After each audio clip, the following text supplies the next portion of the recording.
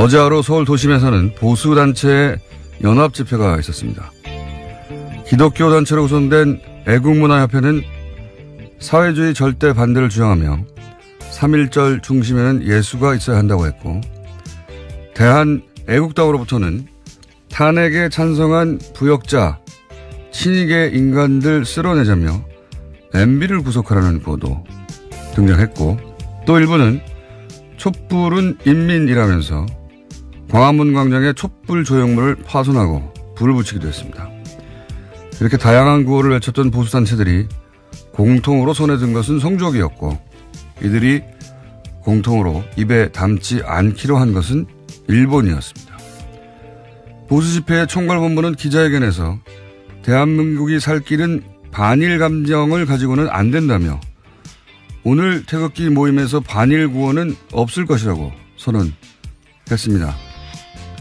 3.1절을 기념하는 날에 일본에 대해서는 입을 닫고 성조기를 흔드는 사람들, 이들이 바로 아무런 단죄도 받지 않고 일본 대신 미국으로 화란타며 천황만세 대신 반공을 외쳐 살아남은 친일 부역 역사에 살아있는 상흔이다.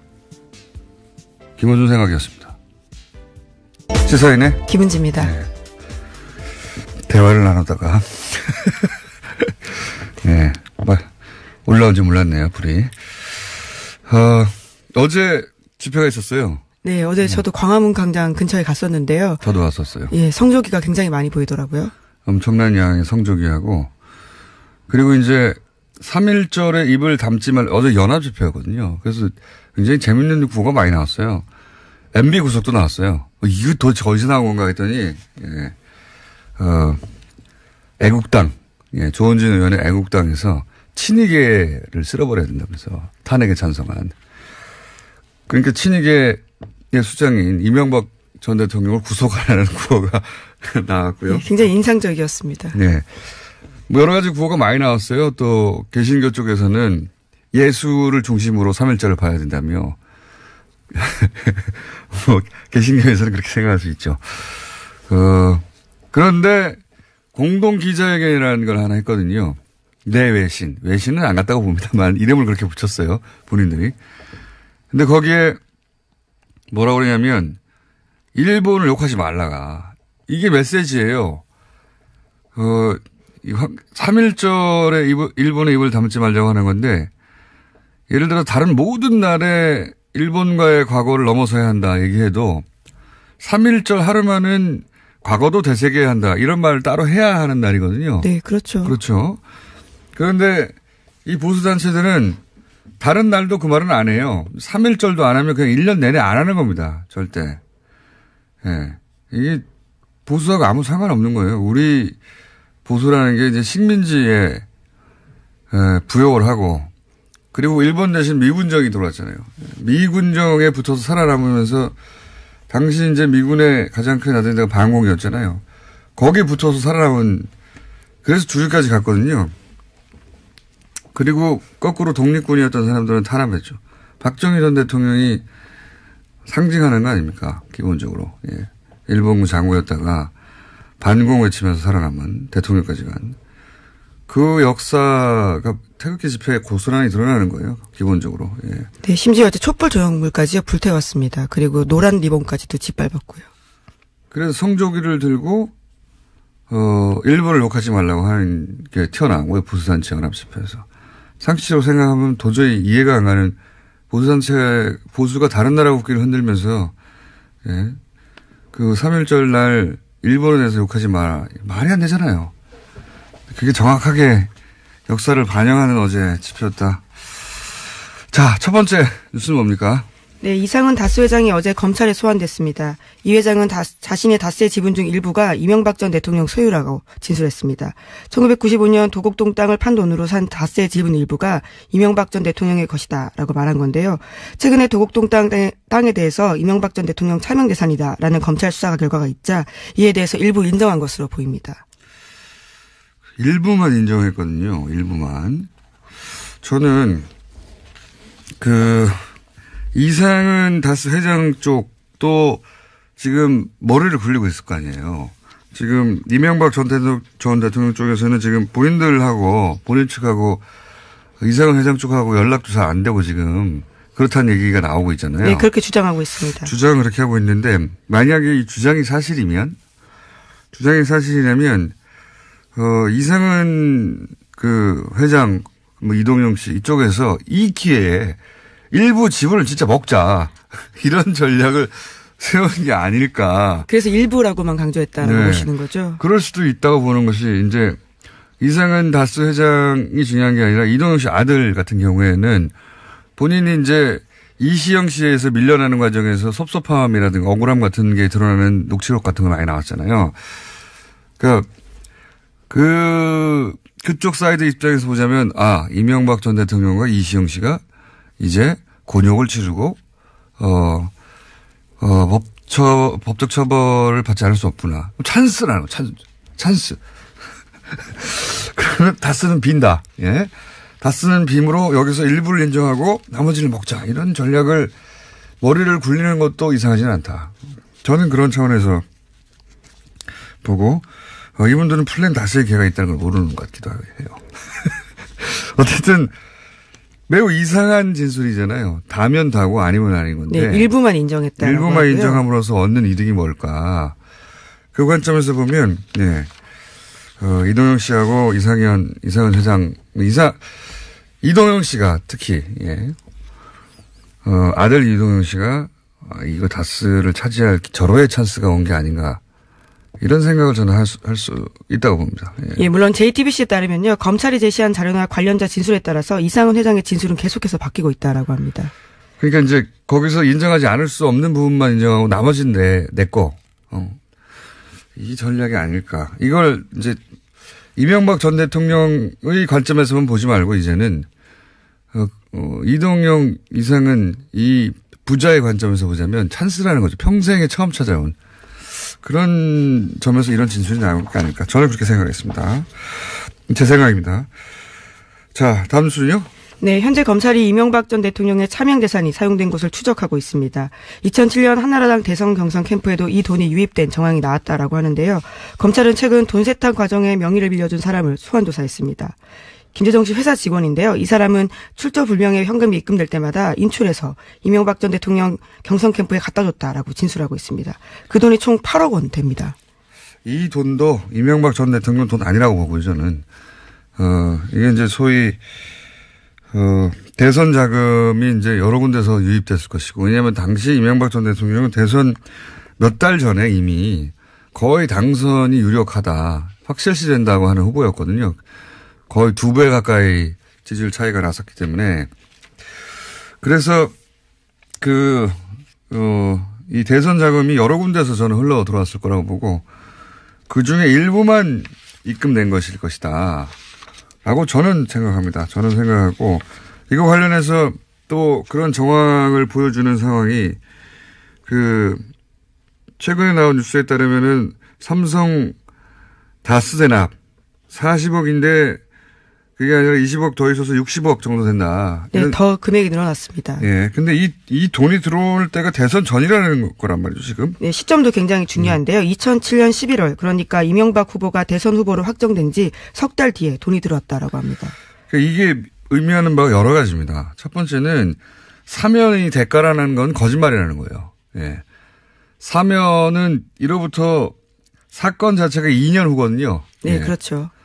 사건 자체가 이건희 회장이 선고되고 그리고 사면을 받기까지 2년도 더 지난 2년도 네. 후에 일어난 일이에요. 2009년 12월 달에 있었습니다. 그러니까 지금 이 얘기는 2007년 얘기예요. 2007년 이야기. 대통령이 되기 전에. 사면을 대가라고 말한 것은 기본적으로 이 돈은 그럼 왜 줬냐가 나올 것이고 누군가한테 그 대가를 말해야 넘어갈 텐데 이건희 회장이 이미 이제 정상적인 상황이 아닌 가운데 이건희 회장한테 다 뒤집어 씌우고, 예. 그렇게 해서 이제 사면이 대가라는 구도를 만들어서 이제 이학수 부회장이 그 프레임으로 이제 일종의 자수를 한 건데. 네, 자수서도 냈고요. 예. 근데 그 거짓말이라는 겁니다. 첫 번째는. 이거는 그로부터 지금 검찰이 돈을 준 시기는 10월이고 얘기를 시작한 것보다 훨씬 일찍이라고 생각한다는 거잖아요. 네, 2007년 8월로 보고 있다라는데요. 관련 자료도 확보했다라고 합니다. 그러니까요. 2007년 여름에 2009년 12월에 사면 할 일이 생긴다는 걸 어떻게 합니까? 이건 말이 안 되고요. 첫 번째는 그거고, 두 번째는 이렇게 돈을 주고받는 거래는 엄청나게 일찍 시작됐다는 거죠. 예. 제 생각에는 당시를 되돌아보면 이 BBK 1심이 패소했을 때거든요. 이때가. 네, 그렇죠. 그때가요.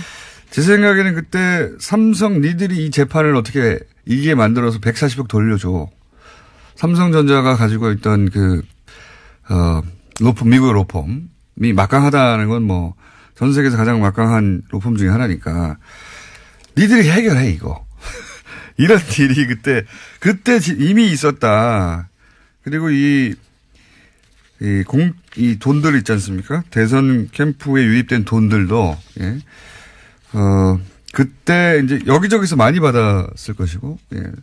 삼성도 이미 이때부터 유력한 후보니까, 붙어서 이제 여러 가지 편의를 제공하고 돈도 주고 했을 것으로 추정할 수 있는 근거가 되는 이제, 예, 뉴스가 나온 거죠. 이 시기가 굉장히 중요하다고 봅니다. 액수가 아니라 이번에는. 2007년에 진작 시작됐다. 예. 그리고 연결해서 다 연결된 거라고 보는데 당시는 대선 2달 후에 총선이 있었어요. 대선이 아니라 당선 이후에. 예. 취임 2달 후에 예. 엄청나게 유리한 상황이었거든요. 모두가 다 공천 헌금을 주지 않았을까. 그러니까 이명박 전 대통령 관련해서는 취임 전 대통령 대선 그리고 그 바로 위에 공천 어마어마한 돈들이 오갔을 것이다. 예. 그 공천 헌금 내용, 총선 공천 헌금. 예, 당시에도 그런 의혹이 있었습니다. 예. 김윤옥 여사 사촌 언니가 돈을 받았다라는 혐의로요. 구속되고 실형까지 살았었습니다. 요게 이제 당시부터 나온 얘기가 김윤옥 여사의 사촌 언니거든요. 김윤옥 여사를 통해서 들어간 돈을 사촌 언니가 뒤집어 쓴 게 아니냐. 그 얘기는 그때도 나왔어요. 그때도. 이상하다는 정황들에 대한 보도가 그때 좀 있었지만 대통령 취임 직후였기 때문에 다 넘어갔거든요. 김윤옥 여사를 통로로 하는 공천 헌금이나 당시 정치 자금에 대한 수사가 반드시 필요한. 하여튼 제가 듣기로는 검찰이 수사하다가 너무 많이 나와서 이것저것 너무 많이 나와서 자꾸 소환 시기가 늦어지고 있다고. 예, 말씀하신 공천헌금 부분도 검찰이 다시 손을 대기 시작했는데요. 어제 18대 비례대표 7번을 받았던 김소남 전 의원을 소환 조사했습니다. 여기서도 근거가 있는데요. 영포빌딩 지하에서 압수수색한 문건에서 관련 자료가 나왔다라고 합니다. 이분은 재수없게 자료가 나온 거고요. 예, 제가 보기에는 공천 헌금, 그다음에 대선 자금, 그리고 그 당시 기업들과 주고받은 거래. 예. 이명박 전 대통령은 공과사가 분명한 분이에요. 예. 네, 이팔성 전 우리금융지주 회장에게 돈을 받았죠. 친한 건 친한 거고, 네. 마음은 돈으로 표현하라고 하는 분이기 때문에. 예, 물론 아직까지는 혐의이긴 합니다. 여기서, 공은 보통은 공적인 것인데, 이분은 동그라미, 돈을 의미합니다. 공과사가 대단히 분명히 구분되는 분이다. 예. 친하고 아는 사이는 기회가 주어진다는 것이지 공짜는 없다. 예. 마음은 돈으로 표현해라. 자, 다음 뉴스는 뭡니까? 네, 김관진 전 실장 소식 어제 전해드렸었는데 연속해서 보도해드리겠습니다. 김관진 전 실장이 미국 연수 당시에 로키드 마틴의 로비 업체 돈을 받았다라는 건데요. 이 돈을 전달한 사람이 이상득 전 의원과 각별한 사이라고 합니다. 이 내용은 청와대에 알려야 된다라고 해서요. 당시 기무사 문건에도 쓰여 있었다라고 하는데 청와대가 적극 대처하진 않았다라고 합니다. 이게 이제 한 발 더 들어간 KBS의 제가 보기엔 특종입니다. 대단히 중요한 특종인데, 그러니까 새로운 수사에 물꼬를 트는 대단히 중요한 출발이 될 수도 있는 특종이라고 보는데, 어제 전달한 것이 이제 김관진 전 국방장관, 전 실장, 안보실장이 로키드 마틴과 관련된 돈을 받았다는 거잖아요. 예, 본인이 미국에 있는 동안 체류비 비롯해서 모든 걸 다 받았다는. 네, 1억 원 받았다라고 합니다. 네. 다 받았다는 건데, 근데 이제 그 중간에 돈을 전달한 사람들이 이상득 전 의원 부인의 동창의 아들, 예. 동창의 아들이라는 거죠? 네, 그래서 미국 갈 때마다요, 항상 그 집에 머물렀다라고 합니다. 근데, 이게 로키드 마틴 같은 초대형 군산복합체가 가지고 있는 정보력을 통해서 정확하게 연결 포인트를 찍어서 하거든요. 예. 그리고 이 내용이, 기자들이 취재한 게 아니라 기무사 문건에서 나왔다는 게 중요합니다. 예. 군의 정보기관이죠. 거기에 정확하게 이런 내용이 있고, 그리고 그때 이미 기무사 내부적으로는, 지금 전직, 장성으로서, 월급을 이미 받고 있었단 말이죠. 나라로부터. ADD 연구장문위원으로. 네, 국방과학연구소 소속이었습니다. 네. 300만 원 월급 받았습니다. 그런 돈을 받고 있는 예비역 장군이 방산업체 로비 회사로부터 돈을 그렇게 받는 건 부적절하다고 보고서가 이미 있다는 거죠. 기무사 문건에. 그리고 이제 여기서 한 발 더 나갈 것은 최순실 게이트 때 한참 많이 나왔던 얘기가 뭐냐면, 최순실 씨가 로키드 마틴을 만났다는 얘기가 있었어요. 그때, 당시에. 예.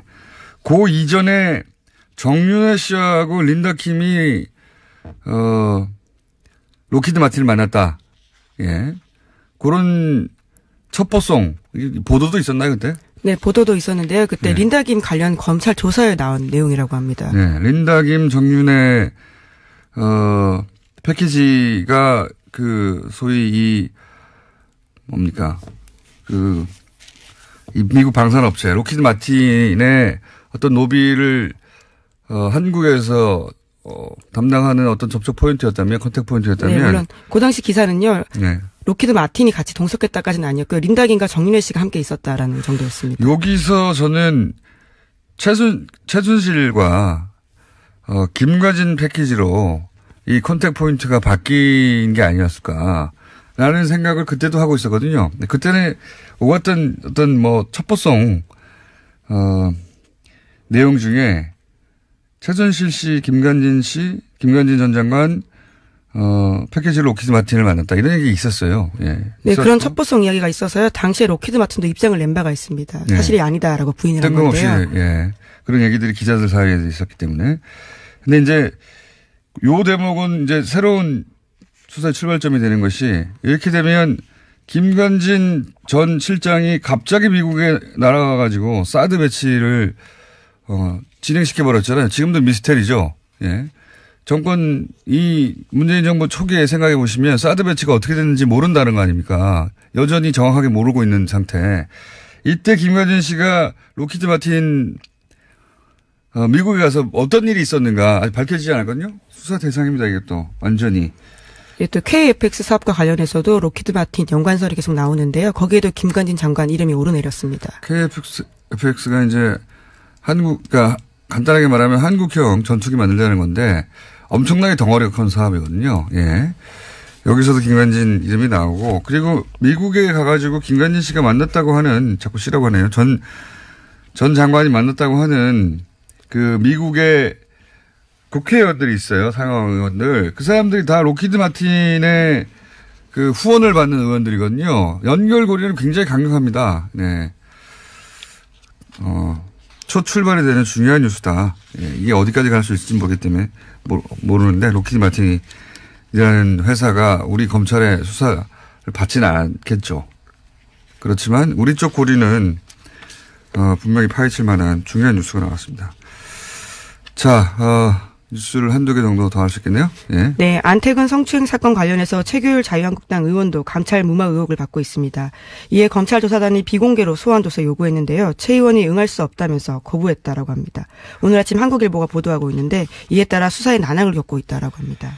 이게 원래 응한다고 했었단 말이죠. 예, 근데 바꾼 것은 제가 보기에는 자유한국당이 못 가게 했을 거라고 봐요. 예, 못 가게 했을 거라고 보는 것이 이 미투가 자유한국당 의원과 연결되는 것을 부담스러워하고 저지하려고 하는 거겠죠. 예. 이 서검사 건도 기본적으로 서검사한테 인사불이익을 준 정황들이 지금 나오고 있지 않습니까? 실제로. 최규현 의원은 이렇게 계속 버틸 수는 없을 거라고 봅니다. 네. 그게 더 일을 키울 것이다. 요 사안은 저희 계속 지켜보고 있습니다. 하나 정도 더 하면 끝날 것 같습니다. 네, 문재인 대통령이 어제 트럼프 대통령과 통화했는데요. 북한 김여정 특사의 답방 형식으로 대북 특사를 조만간 파견할 계획이라고 밝혔습니다. 답방 굉장히 중요하죠. 지금 남북 관계가 북한이 원하는 건 하나거든요. 예전부터 하나였어요.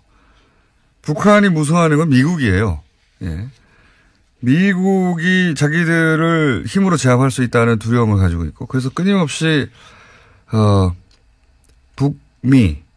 북미 평화협정, 예. 지금은 기술적으로 전쟁을 잠시 멈춘 상태지 전쟁이 끝난 상태가 아니잖아요. 역사적으로 이런 건 없어요. 진짜 전쟁을 1953년에 끝났는데 아직도 전쟁이 끝나고 정전협정을 맺고 평화협정으로 전환하지 않는 전쟁이 없어요. 역사를 찾아봐도 이렇게 50년, 60년, 70년간 북한이 원하는 건 그거거든요. 근데 그게 거의 성사될 뻔한 게 두 번 있습니다. 한 번은 김대중 전 대통령 때, 두 번째 노무현 전 대통령 때죠. 직전까지 갔다가 실패했는데, 이제 지금은 김대중 전 대통령 플러스 노무현 전 대통령 상황이 복합적으로 벌어지고 있다. 저는 그렇게 보는 것이, 김대중 전 대통령 때는 본인이 판을 만들었단 말이죠. 예. 본인이 판을 만들어서 클린턴 대통령을 끌어들였어요. 예. 그리고, 클린턴 대통령도 민주당이었기 때문에, 노무현 전 대통령 때는 부시, 예. 부시가 절대 반대하겠었기 때문에, 그때는 미국의 의지가 절대적인 상황이어서, 예. 미국을 어떻게 끌어들일까, 설득할 것인가, 혹은 미국의 의지를 어떻게 변화시킬까가 키포인트였거든요. 지금은 문재인 대통령이 판을 만들면서 트럼프를 어떻게 끌어들일까, 그런 상황입니다. 세 번째 기회가 온 거죠. 세 번째 기회가. 이 평화 추세가 만들어지는데 굉장히 중요한 시국이라고 봅니다. 사실 지금. 자, 다음 뉴스는 뭡니까? 총기 옹호 트럼프 입장 받고. 네, 총기 규제 강화를 하겠다라고 트럼프 대통령이 밝혔는데요. 네. 지난달 28일 백악관에서 TV로 생중계되는 가운데 이와 같이 이야기했습니다. 갑자기. 네, 그렇습니다. 아주 갑자기 입장을 바꿔서요. 네. 민주당 의원들을 믿지 않는다는 태도를 취하고 있습니다. 왜냐하면 지난번 이민 문제 토론회 때도요. 그렇게 똑같이 했었거든요. 그러니까 며칠 전만 해도 트럼프가 학교 선생님들 총 들고 있으면 된다고 그랬잖아요. 저는 트럼프라서 이렇게 할 수 있다고 봅니다. 트럼프 근본이 없잖아요. 근본이 없기 때문에 중간 선거에서 본인이 유리하다면 뭐든지 하는. 예? 그래서 저는 대북 관계도 근본이 없기 때문에 본인한테 유리하다고 생각되는 순간 바로 입장을 바꿀 수 있다. 그 생각을 계속 하는 중인데, 이 문제는 잠시 후에 미국의 시민참여센터 김동석 상임이사 연결해서 짚어보기로 하겠습니다. 시사인의